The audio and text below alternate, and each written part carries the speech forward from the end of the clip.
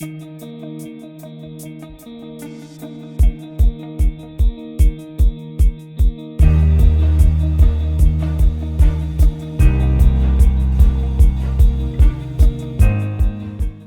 than 4 million children in the UK are living in poverty. 1 in 5 adults experienced food insecurity last year. That was before food inflation rose to 17%. This is according to the Office for National Statistics. My guest today has helped over 10,000 children living in poverty, and she's distributed more than 250 tonnes of donated goods. I'm journalist Angela Walker, and in my podcast I interview inspirational people and discuss underreported issues. Today I'm in conversation with Emma Cantrell, the founder and CEO of children's charity First Days. Emma Cantrell, thanks so much for joining me. Pleasure, it's lovely to be here, thank you. So you started First Days charity in 2013. Why? Well, I've always worked with vulnerable people. I started my career after university working with in drug and alcohol treatment, and I was always really drawn to the families who we worked with. I went on to work in a London borough which had huge levels of deprivation, and then I had my own children and I moved out to Berkshire, and I got involved in the local community, and I was really aware that there was this big problem where especially single parents just couldn't afford the basics, pushchairs, cots, that sort of thing that's quite expensive. And then I had my second child, and all my neighbours came along with bin bags full of baby clothes, offering all this stuff. You know, they were emptying their lofts. My husband called it middle class fly tipping at the time, which I thought was very funny. But you know, it was just very well meaning, wanting to pass on their baby stuff. And I remember really clearly sitting there thinking, I do not need this stuff, but I know that there are people literally round the corner who do. So it just needs to become a broker between the two. Now that was 10 years ago. And baby banks didn't really exist then. Food banks were just beginning to become a bit more part of society because of austerity and all of those things. But baby banks didn't really exist. So I set up this, essentially the middleman. You give me your stuff, I'll find the people who need it. And people looked at me like I was crazy. Like, why would you be doing this? And sadly, over the last 10 years, the charity has grown, the need has grown exponentially, and we've really, embedded ourselves in the community now, supporting families, and it's just got huge. So how many people have you helped? What kind of stuff have you passed on? So pre-pandemic, we were helping 2,000 children a year, something like that, and we were passing on baby stuff, nappies, toiletries, prams, cots, some beds and some school uniforms. And then during the pandemic, we were asked by the local authority to run a food distribution hub. So we were giving out thousands of food parcels. And that really increased the awareness of our services in the community, which meant loads more people put their hands up to ask for help. So just in the last year alone, we've supported 8,000 children in the area. So the demand has just mushroomed. But what we now do is we work directly with families. So we get alongside them, we meet their basic need. So, someone will come to us because they need a school blazer because their child's lost their blazer at school and they're getting in trouble. And then we'll talk to the family and we'll find out that it's never just a blazer, it's never just a pair of shoes. There's always so much more going on that we can help with, because there's a lot of support in the community, but often people just are overwhelmed and don't know where to turn. So a lot of our time now is spent talking to parents, supporting them, trying to find ways that they can navigate through their difficulties. And, what happens if somebody wants assistance? Do they have to, qualify? Do they have to be on some kind of, benefits? Yeah, how does it work? No, so we used to just, people used to come to us via professionals. So up until 2 or 3 years ago, people would come to us, referred by a social worker, a housing officer, of their school, and they still do sometimes come to us that way. But now we have a team who, when a family says, actually, is brave enough to put their hand up and say, actually, I need some help, our team will speak to them, give them a call, find out what's going on at home, and do a kind of an assessment over the phone. So you don't have to be on any sort of qualifying benefits, although most people are, because actually sometimes we get phone calls from people who say, look, my husband's lost his job, we're struggling to even pay the mortgage or the rent, we don't want to get into debt, and we can't get over this hurdle of needing,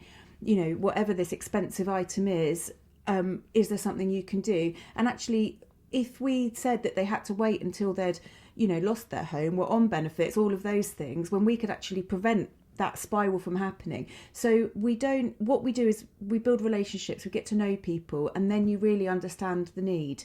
And people don't want to spend 10-15 minutes on the phone to you if they're not in desperate need. So it kind of that building relationship, having a phone call, we're ensuring that the people who need the help the most get it.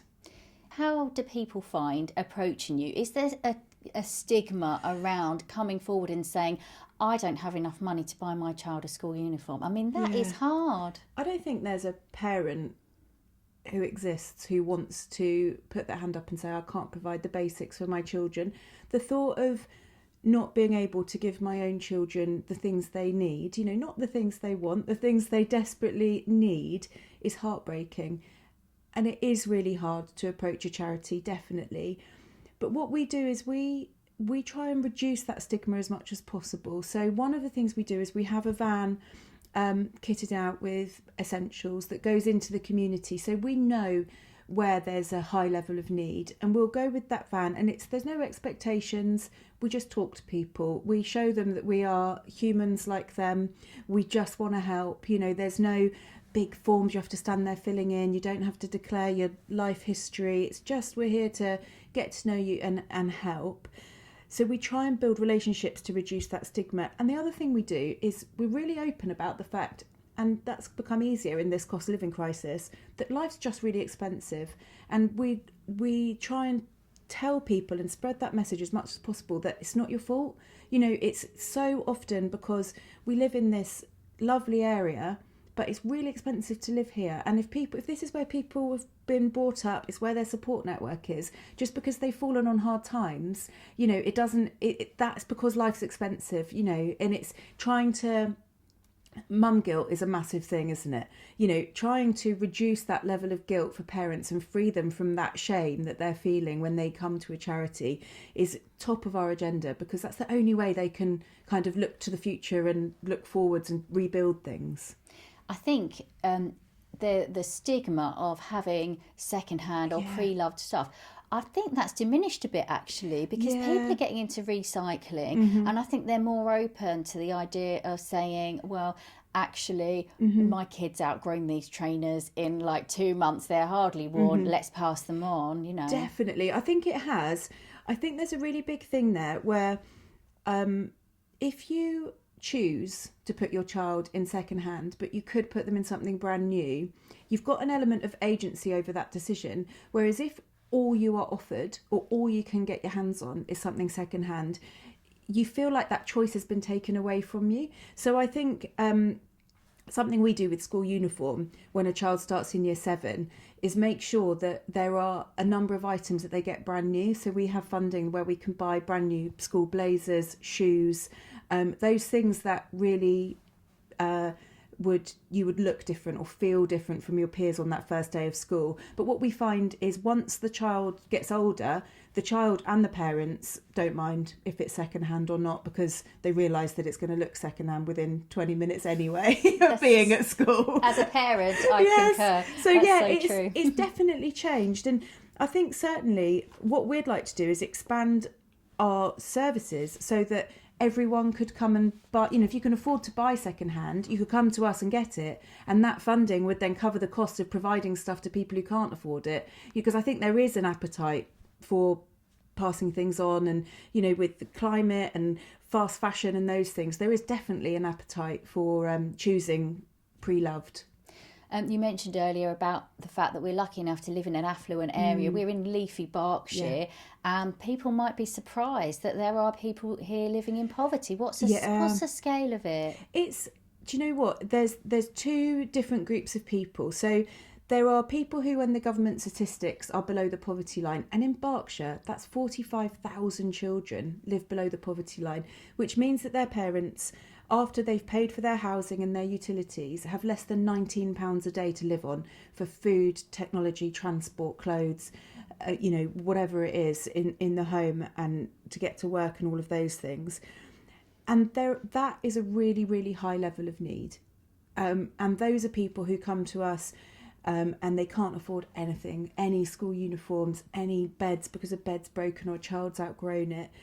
And then there's this group of people, and over the last year, this group has got hugely bigger, who were, I think Theresa May coined the just about managing phase a long time ago, but it is those ones who were surviving, just about, really, really good at budgeting, really good at managing money, but the cost of living and one tiny little thing going up, or as we've experienced now, 10 things going up, it's pushed people into a situation where they could have afforded school uniform last year and this year they can't. And that's the situation we're in now, is we're having families come to us saying, I can't believe I've had to come to a charity, but I've got nowhere else to turn.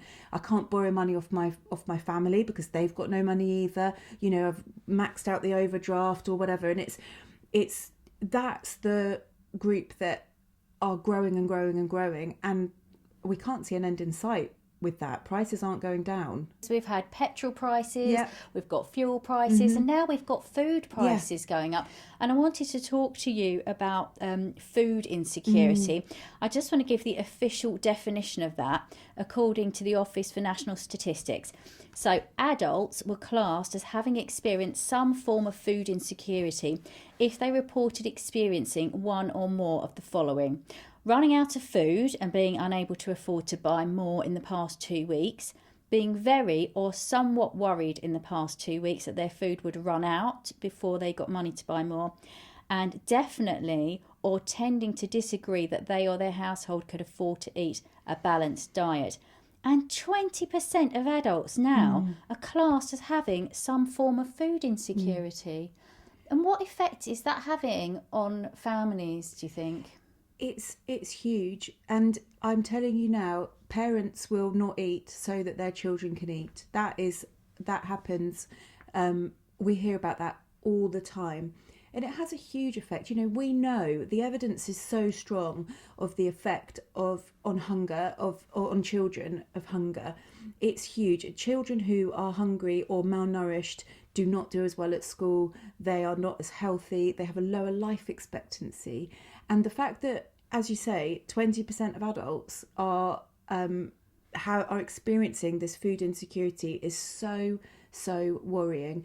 And I mean, it's not just what you would expect. This isn't, people in the worst places with the highest levels of deprivation who have an empty cupboard.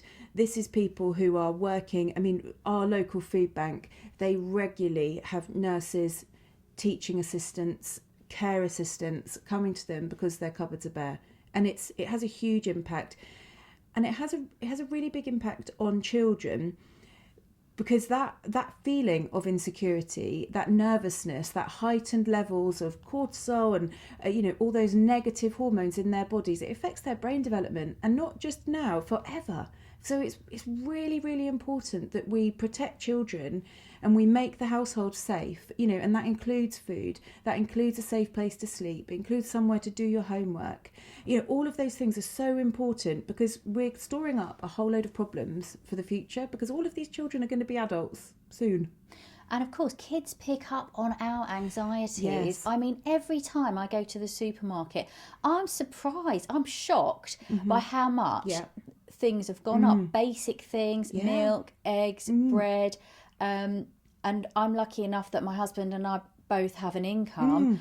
But, this and the price of energy, it's quite shocking. On your website, you state, our aim for the charity is very clear. We want to close our doors because no one needs our service anymore. Emma, how close are you to being able to do that? So painfully far away. I would like nothing more than to be able to turn around to my team and say, sorry guys, you're going to have to find new jobs, find new things to do. No one needs us. no one should have to come to a charity to ask for help with the basics and essentials. But we're so far away. Demand for what we are providing is way higher than we will ever be able to meet. You know, we have people who we have to turn away. And especially this year, there are going to be children who we are going to have to say, no, I'm sorry, you can't have school shoes. We don't have any. We don't have the resources, which breaks my heart, because when you set up a charity and when you work in a charity, you really, really care about it.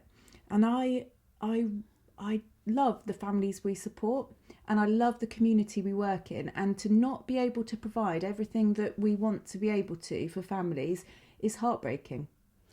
I can see it in you. I can see it in your eyes, and I can hear it in your voice. It's really upsetting you, because you wanted this to be a short-term stopgap charity to help people, and now that's escalating, isn't it? Well, and that's the thing. No one should be relying on charity ever. So, do you know what? Things go wrong in life, don't they? Relationships break down. Someone loses a job. You know, the car breaks down and you have to replace it, or the boiler breaks, or whatever it is. And that's when charity should be able to step in for that one time. Let us help. You know, we can help you with these things. We can point you in the right direction. And that's the work we want to do. We don't want the mums coming back to us week after week for nappies and wipes because they can't afford them. Or 2 weeks ago, a mum came to our outreach van and just said quite nonchalantly to one of the team, "Oh, have you got any period products? You know, because me and my daughter, we've been using socks." And my colleague said she inwardly was just this gasp, because this woman was absolutely blasé about the fact that her and her daughter, a teenage daughter, was going to school using socks instead of proper hygienic period products. Thankfully, we were able to help. But what has become of the world, of this, you know, this society, if someone can't afford that absolute essential basic? And that it's become so normal for them. Yeah, that they're having to make do without sanitary products, you know. Yeah, that was the thing that absolutely shocked my team. And we've become quite unshockable, but it really caused us to stop and think, this is desperate, because it felt so normal for that family, and there's nothing normal about that. Well, there shouldn't be. It should be outrageous. We should be, you know, shouting from the rooftops about it. So yeah, I think that's the thing that is so upsetting. We don't want people to have to keep coming back. We don't want to be here. You know, we don't want to be handing out basics that you should be able to afford out of your own pocket. So what can we do as a society to try and turn things around and, you know, make sure that there are fewer families living in poverty? I think from a kind of societal point of view, certainly we need to have a lot more respect for the role of parents as a form of labour, as a work. You know, it's a job to be. The fact that you're expected to, you know, have, if you're lucky enough to have two parents in the home, for them both to be working full time, both to be bringing income, and that be enough to provide. The fact that often that isn't enough then still to provide for families. I think we need to take a lot more seriously the role of, and it is often mothers who are the primary caregiver, and what the economic value of that, and the fact that you know, it's a hugely valuable role, and you know, maybe there is something that could change in the benefit system that values that better. But essentially, people need more money in their pockets. We need higher wages or lower costs. You know, it's like in every business, you either decrease your costs or you increase your income, you know, and the household budget is no different. Families need more money. You know, the benefit system isn't fit for purpose, but wages aren't fit for purpose. You know, over 50% of the families we support are in work.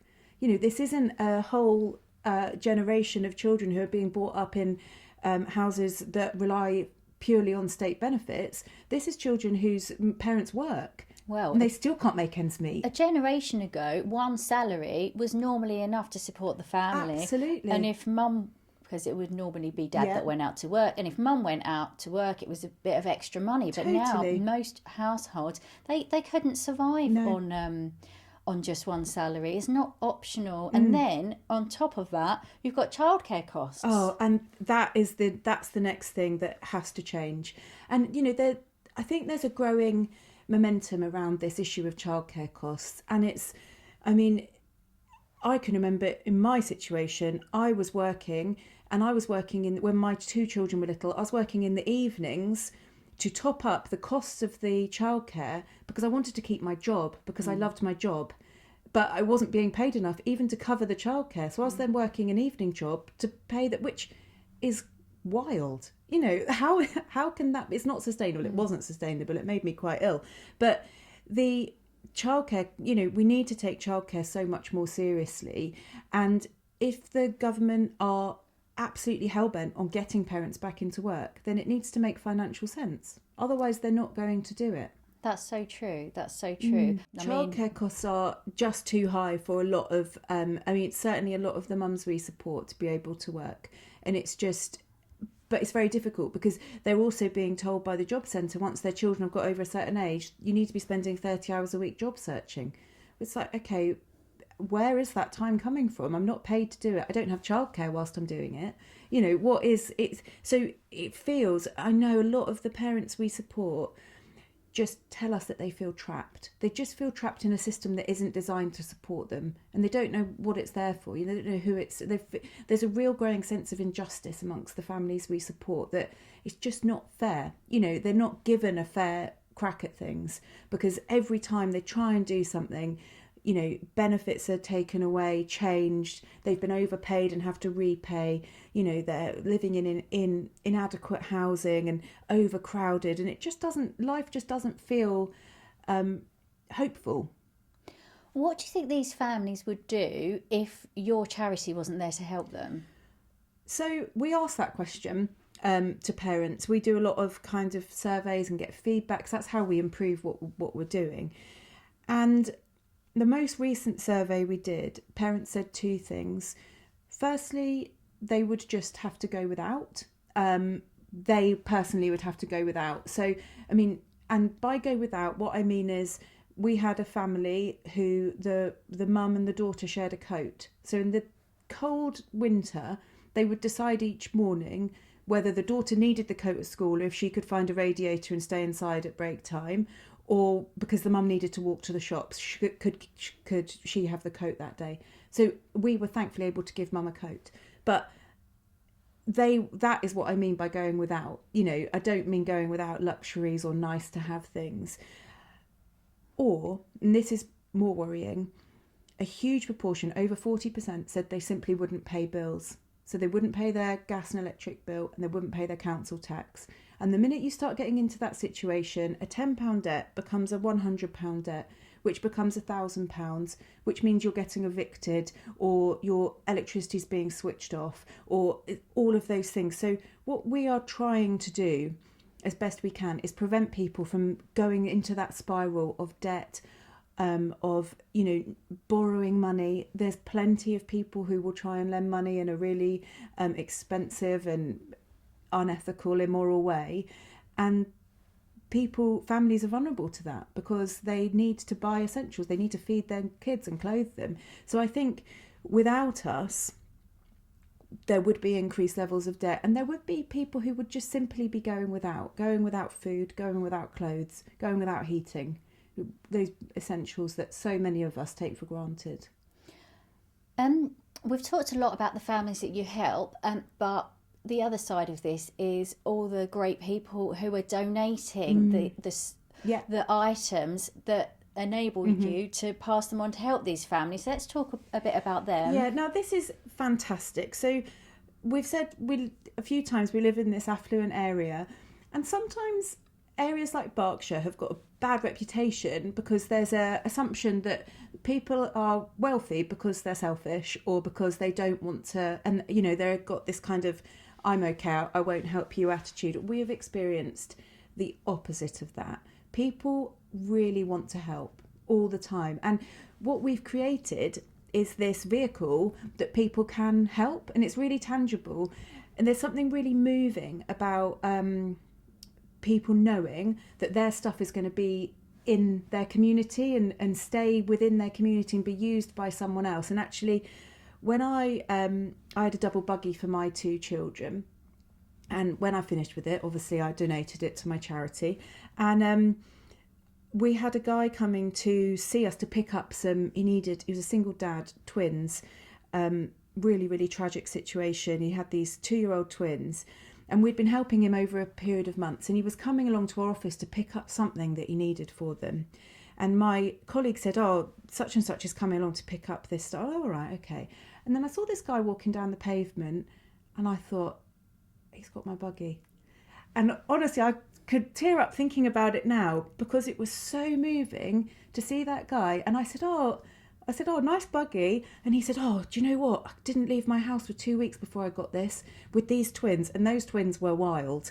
And he, 2-year-old boys, 2 of them. And he said, I couldn't leave the house because I just couldn't contain them. And then you guys dropped this off, and now I can go to the baby groups, I can go down the shops. And that is and that's because, it happened to be my buggy, but every single person who has donated something, it's improved someone else's life. And I think people know that, and they trust us that when they're giving us their stuff, it's going on to improve someone else's life in our community, which is good for everyone. And people do, we've got loads of volunteers who turn up every single week, and they do things like iron. They turn up and iron for 3 hours. And think, gosh, I always joke with them, like, do you not have enough of this sort of thing at home? But they love it. It's just it's great because it's giving back. And I think there's a big thing about being aware of your privilege, and there's so many people in our community who are well aware of the fact that they're okay, and the fact that we can highlight that there are some people who aren't, but this is how you can help. It's not a helpless situation. It's brilliant, and people jump at the chance. We are surrounded by good people, and I don't think we talk about that enough. Like, there are so many good people doing good things everywhere. And talking about good people, you've helped so many people, Emma, and you've got some amazing news, because your contribution to society, to all these impoverished families that you've been helping for the past 10 years, is being officially recognised. Yes, I got this letter, which it was really funny. It arrived in an envelope that said, on His Majesty's service, and my partner rang me and said, you've got this letter, it looks quite official, have you? And I thought, what have I done wrong? Oh my Parking goodness. fine. Yeah, totally. So I zoomed home from work to have a look, and yes, I have been honoured in the King's birthday honours with an MBE. So do you know what, it's really interesting, because I thought, I opened it and I felt immediately a bit embarrassed, like, oh my goodness, this is a team effort, But actually, if more people like me were recognised in this way, and we could elevate the stories and talk about ordinary people who have just decided to do something good and give a lot of, I won't lie, it's a huge amount of time and effort and energy and emotion and everything to a good cause. We need to highlight that all the time. There should be, everyone on that list should be being celebrated for doing good things. So I'm really, and it's been awarded to me for services to vulnerable children and people. And that really got to me. And I thought, how amazing to see that in print, to see that and to have that recognised. And if more people like me who are doing this work every single day, looking after vulnerable people, can be recognised, I think it's brilliant.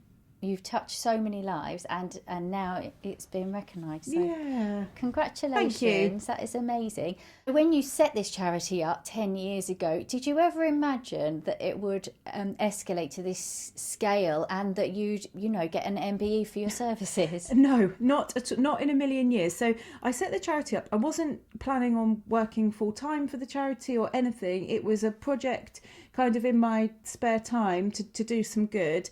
And I actually went away and worked for a couple of other big charities and kind of learnt how to do this job whilst First Days was growing, and I was still very much involved in it. but I never imagined that it would get to the scale it's got to. And I do sometimes, it's really interesting because I sit in our, we've got offices in a warehouse, and I look around and think, I can't quite believe that I created this whole thing, but I did. And it's a real bittersweet thing, because it's fantastic that we are there, but it's devastating that we are there as well, and we shouldn't be. But I never thought it would grow to this. I never ever thought anyone would, give me a nod and say well done in public. So I'm really, really pleased, and it is a team effort, but I'm really pleased that we've been able to grow it and do the work that we do. And have you got any message for, people in Parliament, those people in power who, they're the only ones really in a position to help change things around? What should they be doing? So the first thing they need to do is speak to people on the ground. We know what's going on, and I think there's such a disconnect between policy that comes out of Whitehall and what is happening on the ground. And there needs to be so much closer working with what is going on the ground. And I think the other thing I would ask is there needs to be compassion and empathy at the centre of every policy. You can bandy about big numbers. 45,000 children live below the poverty line in Berkshire, but that's 45,000 individual children with one life to lead. And I think if policy can be created and change can be made that's full of compassion and empathy and has those children and their one life at the centre of it, that will surely change how we treat people. And I think, there's that saying that we should be judged by how we treat each individual. And I know that the system treats so many families so badly, and that's what we are judged on in society. That's the how we are being held up. And I think if we can create a lot more compassion, a lot more empathy, a lot more understanding, then that will change. And get more money in people's pockets. That's what's needed. We all want to be in a thriving, happy environment, and sadly that money does contribute to that. If anybody's listening and they would like assistance from your charity First Days, how can they go about it? So they can go on our website and just fill out a form. It's a really simple inquiry form. It doesn't ask for your life story, and one of the team will give you a call, and they are fantastic. They are I have to leave the office when they're making calls, because I just love listening to them and I don't get any work done because they're so kind and so friendly and so welcoming and understanding. So they'll give you a call, or you can ring us as well and ask for help. And if that feels like too much, and you've got a teacher at school you trust or whatever, speak to them and get them to get in touch with us, because there's loads we can do to help. And it is scary to put your hand up and ask for help, definitely, but it's so worth it. And I can promise a really nice experience. It's not scary, and it's not, you don't have to kind of bear all to anyone. It's it's a very, very dignified experience. Emma Cantrell, thank you so much for joining me. You are an inspiration. Oh, thank you. I'm Angela Walker, and I've been in conversation with Emma Cantrell, MBE, founder of the First Days Children's Charity. I hope you enjoyed the show, and if you want to find out more, check out my website on www.angelawalkerreports.com, where you'll find more information about other podcasts. And if you know someone who's inspirational, or if there's an underreported story you'd like to see me investigate, then please drop me a line through the website. Until next time, take care.